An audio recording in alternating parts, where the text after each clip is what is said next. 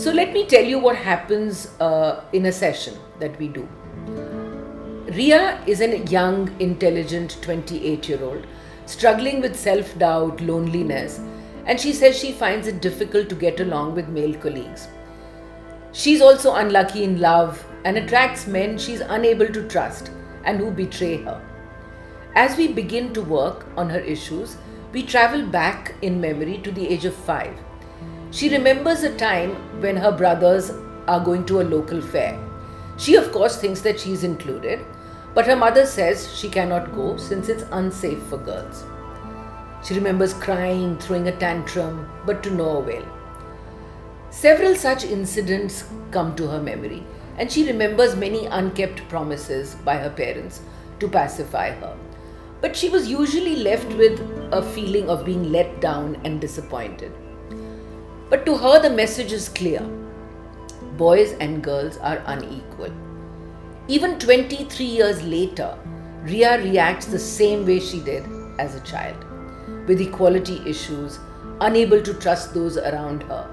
And so she is left with very few healthy relationships. Now, here's something you may not have heard before. Our cells remember everything that happens to us, especially how we felt about it. To the brain, there is no difference between past and present. However we reacted in the past, we react in the present. It all happens automatically. And within a few seconds, the emotions are layered in memory. Now, when you see someone reacting childishly, you can better understand why they do so. During a session, forgotten memories will roll up and possess us again with the same intensity, and the adult becomes the child. We don't have to force memory from the past.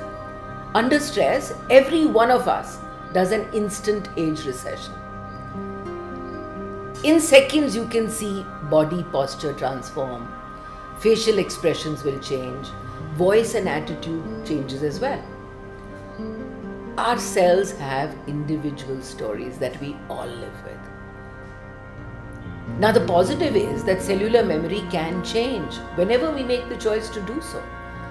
Just as we retrain muscles, we can retrain memory neurons.